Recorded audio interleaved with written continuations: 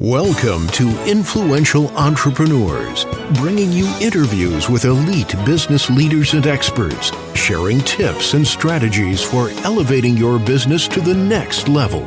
Here's your host, Mike Saunders. Well, hello and welcome to this episode of Influential Entrepreneurs. This is Mike Saunders, the Authority Positioning Coach. Today we have with us Justin Goodbread, who's the owner of FinanciallySimple.com. Justin, welcome to the program.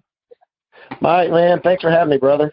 Hey, you're welcome. And, I love when I hear names of businesses or brands because there's a story behind them. And I just love how you're financially simple. That just kind of says it all, right? I mean, let's keep finances simple. I know that they can get complex, but it sounds to me like you bring simplicity and clarity to finances. So give me a little bit about your background, and then let's talk about how to simplify finances. Sure. So I grew up in South Georgia chasing alligators and swimming with sharks down the coast of South Georgia in the swamps. I started my first business when I was 15, sold it when I was 21. After I met my bride, as you and I were just talking off the air, met my bride, and we moved from South Georgia to East Tennessee. So I'm still a Southerner. I still live in the South. We still talk funny. Moved here to East Tennessee, started two other businesses, sold both of those businesses, entered the financial world. I have three companies that I own. One is called Heritage Investors. One's called Heritage Business Advisors, and Financially Simple is my education portal. So been in business my whole life since I was 15, so I'm 41 now, so it's been a while. Financially Simple came about because working with hundreds, if not thousands, of business owners consistently over the years, I found out that we business owners, I'm putting myself in that boat because I'm a serial entrepreneur here, we business owners don't want to take a lot of time to get to the meat and potatoes. We want to dive right in, tell us what we need to know, let us process it, make a decision, move on. And the financial world, the average financial folk out there, they are not positioned to handle me. They want to come to me as a business owner and say, hey, give me your money and I'll help you make money. And I'm like, forget that. I know how to grow money in my business, and my business can make more money than anything else. So knowing how to grow a business and selling businesses, I found myself lost in the Wall Street world, and I had to figure out a way how to communicate to my peers, my business owners out there, that there is a way to make money without Wall Street. And thus, Financially Simple was born as an education hub. We have books and courses and podcasts, and there's over 1,200 blog posts on this thing as of right now of me just teaching business owners how to double their net worth. This is what I love to say. I want to help business owners double their net worth every 3 to 5 years. And the information we have on the Financially Simple podcast and blog does that. Nice. I'm on your website right now, and I see something that I want to dive into because every time you hear a certain topic, you're like, okay, let's talk about the same old thing, right? Whatever that might be. And I just located a page on your website that I think we could spend about 7.5 days on, and I love it, which is Strategic Debt Paydown System. Wow. Okay. Let me tell you why I love that.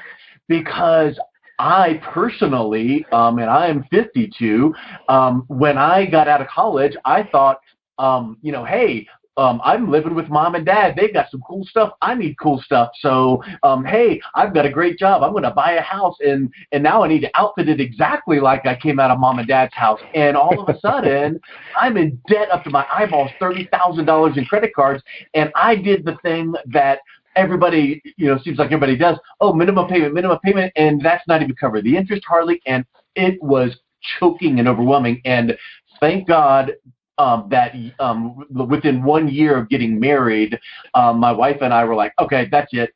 And we literally just went on. We didn't do the Dave Ramsey snowball, but we did that concept. We didn't know that it was called that, but we paid off that small one. And I literally can see in my mind's eye, we went out to the backyard in this little rock area, and we would take that statement after we paid it off.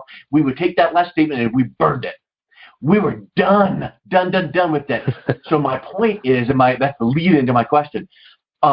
Business debt is is a huge thing. Personal debt is a huge thing. But if you have one or both, they impact the other. If a business owner has personal debt, that's going to impact the way you run your business. But man, if you've got business and personal debt, so go on strategic debt pay down. I love it. Let me hear your approach. Yeah, so I think you're right on the money. I love Dave Ramsey. In fact, I read 2 books every year. Actually, I read 5 books every year, but 2 of them are finance related. One is Dave Ramsey's Total Financial Peace, and the other is Robert Kiyosaki's Rich Dad Poor Dad. I've been reading those books since I was 16 years old. I like the outline of both those books because they're contrarian views for us. Yes. Dave Ramsey, he's powerful at changing people's lives. He goes in with a simple strategy that says just get ticked off at debt, pay it down, and move forward. The danger with that for a business owner is if you take the debt snowball, as you said, or the debt avalanche, or the interest avalanche, or the tax avalanche, whichever one you want to go with. There's several different ways to build a strategy. If you take that for a business owner, often what's not addressed is taxes in debt. How taxes can affect, in other words, the deductibility of interest for we business owners, how that can impact the pay down strategy. Yeah. The other thing is, as you were talking about, is sometimes we want to pay down business debt before we pay down personal debt for strategic reasons, and other times we want to pay down personal debts before we pay down business debts. So whenever you find yourself, like so many Americans have, those around the world have, whenever they're dealing with student loans and business debts, maybe buying something, buying a piece of equipment, a house, a car, just stuff that life happens out, we have to figure out a way how to strategically pay it down and drive the value of our business. So I wrote the course, and that's what you're referring to there, was a strategic pay down system, a course that lets business owners go through and think through the ins and outs of which way should they attack their debt. Yeah, I love it, and the word strategically resonates with you so much. That's so really, really, really important. So here's a pop quiz question for you, and sure. on a personal side, personal debt, let's say, do you advise a client to pay off their mortgage? No, I don't. But let's dive a little deeper, okay?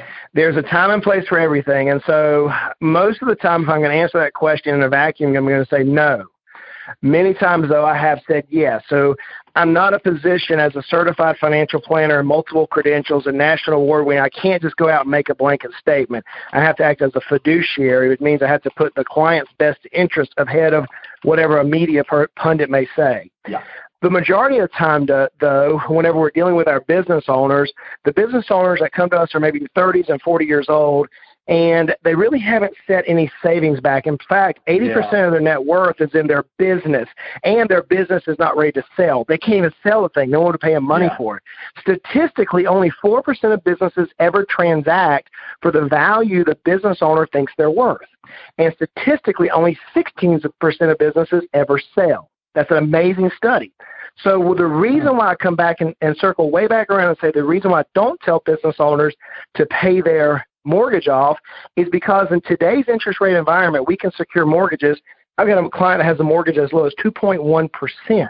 Yeah. On the other hand, in the business world, if I'm trying to grow a business, I know through value growth, which is where I spend 70-80% of my time doubling our client's net worth every 3 to 5 years, what we're looking at there is trying to get that business to grow at 30, 40, 50% a year. So it doesn't make sense for me to take capital cash, running cost of capital, running hurdle rates, and apply it down to a 2 to 3 to 4% interest rate loan whenever I can deploy that cash to the opposite direction and have that client make a 30, 40, 50% increase in their net worth.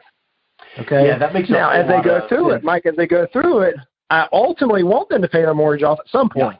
Okay. But usually not whenever we're trying to drive out.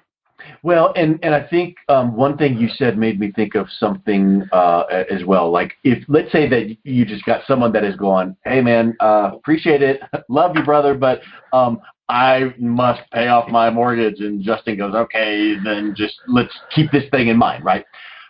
If you dump money on your mortgage by paying extra, double payments, whatever, that money is paying down interest, but it's locked up. You can't ever get it back. So A, you better have a liquid savings account that you can access that money. And then B, once you get down, let's say you get the house half paid off, 3/4 paid off, whatever, set up a home equity line of credit and just let it sit. Don't access it. Don't use it, but it's there to reaccess your cash in case you ever needed it. Is that something that you talk to people about as far as liquidity? Absolutely. So actually I have a video on YouTube that's probably 30 minutes long where I go through the math of everything you just talked about. What happens if you pay it off? What happens if you don't? What happens if you pay it off versus invest? If you do find yourself paid off, how do you get the money out of it? So I went through a 30-minute video on YouTube explaining that. The key to life is net worth, okay? The key to life is providing assets which can care for you. A house, once we pay it off, especially if it's going to be our primary residence, what we've basically done is taken cash and buried it into the walls of the house. Yeah. And the only way you're going to get out of that is to sell it or create a liability position like a home equity line of credit that you can borrow against it. Yeah. But I pull it way back because those are, candidly, Mike, that's a pretty simple scenario to fix. If we go way back in the conversation, ultimately, we're trying to drive net worth. And if you're trying to drive net worth, you can't take an isolated singularity pundit talk show host's point of view. You have to look at the entire picture, reduce taxes, reduce inflation, reduce interest, okay? All those things are there. More importantly, you have to look at the asset side of your financial statement. And for us business owners, which I know is who I am and your podcast listeners, we have to focus on the asset side more so oftentimes than the liability side. And the largest single asset we have over there is our business. And so we better understand what it's going to take to grow that business, and more importantly, grow it where it's attractive for a buyer to purchase it.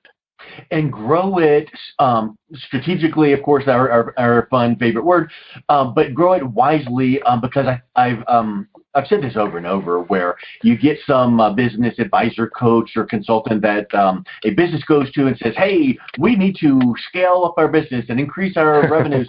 And that's wonderful. That's one piece of the equation, but it's like that old proverbial bucket with holes in it. Let's get more sales in. Yay, we got more top line revenue, but guess what? It's going right out the back door. So as you increase your sales, you need to be plugging up those holes and figuring out where those holes are. Maybe it's, your cash flow is just going all over the place. Maybe there's ways you can save money or cut back. The point is, yes, you need to have more money coming in, but you need to prevent the bad money from going out as well. Do you see that when you're working with clients and looking at their financial portfolio in business? Yeah, so I'm going to take it a step farther backwards on that, okay? So you're dealing with basic cash flow management. I think about it in the terms of having your business appraised, okay? So we've all had a house appraised, most of us have. Let's assume that we're now going to go to a CVGA or someone like myself, and they're going to give a formal valuation on your business. There is actually metrics that we can grade from. There's actually 256 points that you can judge a business's value from. They all stem down to 8 key areas of business, okay? The first area is planning. Second is leadership. The third is marketing. The fourth is sales. Then you have people, operations, finance, and legal. 8 key areas, okay? If you understand what causes a value of a business to increase, then you can backwards engineer and repair the business or build the business by solidifying those 256 quantifiable points. So what we do in our practice is we meet with the business owner, we go through the personal finance, and I call that plugging the holes in the boat. To me, personal financial planning is just making your life efficient. That's all it's really doing. Yeah. But now we're going to grow wealth. What we have to do is figure out where the business is today. And I can candidly make a statement, and I can honestly defend myself in court on this, that the majority of businesses in the United States of America, especially our small businesses, can double the enterprise value of our company in 3 years' time if we know how to attack the valuation metrics. So in some cases, it may be as simply as dealing with cash flow. In other cases, it may be redrafting a business plan, while yet some other cases, it may be totally redoing the operational flow of the business. So the key is as you look into your business, knowing what the value is, then having a systematic approach that tells you whenever you make these adjustments in your business, before you ever make them, I can tell you exactly what it's going to do to the value of your business. That way, you and I as business owners can say, you're telling me, Justin, if I were to do X, Y, Z, it would yield a $46,000 increase, and I'm going to spend 15 hours doing it. Yep, that's what I'm telling you. Let's get on it. Okay. So to me, it's a matter of driving the value. It's kind of like playing chess, and you make your move, but you keep your finger on it and look around and double check and make sure, and then, okay, I'm good. I'll take my finger off my piece. No. Exactly, but more importantly, it gets Mike, candidly, I mean, I've been business owners at 15. It's hard, and it wears you out trying to stay ahead of this business cycle. That's where whenever you're going through value creation, it's not all about profitability. In fact, profitability actually ends up hurting value many times. I'll give you a case in point. It's not uncommon whenever someone comes to us and they'll say, hey, Justin, I'm 36 years old. I want to grow my business and sell it when I'm 45 years old. If I can just have this conversation this week. And the way I'm going to do that is I'm going to go out and I'm going to increase my sales by 6 times. I went, great. You just decreased the value of your company. When the guy looked at me, he said, well, why? I said, because whenever you increase your sales by 6 times, you're actually increasing the company-specific risk of the throughput of your company, thus devaluing the company itself. So wherever you're trying to drive value, there's 2 metrics that increase value. And this is as simple as I can get it on an audio type recording. The first one is revenue. Revenue does matter. Yeah. The second one is the multiple effect, the multiple. In evaluation, the simplest way I can describe it using 7 different values into one little common sentence here is, let's say we have $100,000 in revenue, and the multiple of our business, because of the way it's structured, is 3. That means our sales price would be $300,000. So we can go out and drive revenue up to $200,000. We can double our throughput, double our systems, double our efforts, and go from $100,000 to $200,000. And yet we keep our multiple the same at 3. We've only increased from $300,000 to $600,000. Mm-hmm. However, if we could go in and not try to crank out more sales, but actually increase the throughput, increase the operational efficiency of the business, and by driving that multiple up from 3 to 6, we can actually hold our revenue static, drive efficiencies up inside the business, and still reach the same $600,000 value. And what ultimately happens, Mike, is that the business owner does both. They drive the multiple up while at the same time increasing profitability. It sounds to me like, and I'm not a numbers guy, so my eyes kind of start glazing over, but what you just described sounds to me like, hey, I've got a house, I want to sell it, and you get the realtor to come out, they go, oh man, your house is wonderful, it could be priced at X, but if you put a coat of paint on this and you just trimmed up the curb appeal a little bit, it would be wham! Way more. You don't need to add square footage, you don't need to renovate, you just need to do a little sprucing. In your example there's some things you can do inside the business that would increase that multiple so that when one other factor happens, now it's multiplied by a bigger number. Correct. So look in your house example. What makes 2 houses on the same exact street, side by side, same exact square footage, be different in pricing? Typically, it's updates. Typically, it's the layout of the house. Typically, it could be aesthetic of the appeal of the landscaping, the kitchen, the bath. Yeah. Ultimately, you're changing the internal dynamics, which makes one house more valuable than the other. The same in the business. And what we do as business owners is we mess up. We go out and we say, hey, look, I want to increase my value, therefore I'm just going to go drive more revenue. And by driving more revenue, many times all you're doing is putting more traffic through the house, thus causing the house to drop in value even more. Yeah, you got more dirty feet running through the carpet. Now the carpet looks horrible, and you show the house, and people are like, not so much. Well, driving more revenue, if you don't, it's like Marcus Lemonis on The Profit that talks about people and process. If you don't have the right people, you don't have the right process, then more revenue coming in or more orders or more sales coming in, it's just an implosion at that point. So, yeah, I really see your point on that. I see. That's a really big point. Really good. I love your unique and fresh approach, because it is not just give me your money, Mr. Business Owner. Let's invest it in this.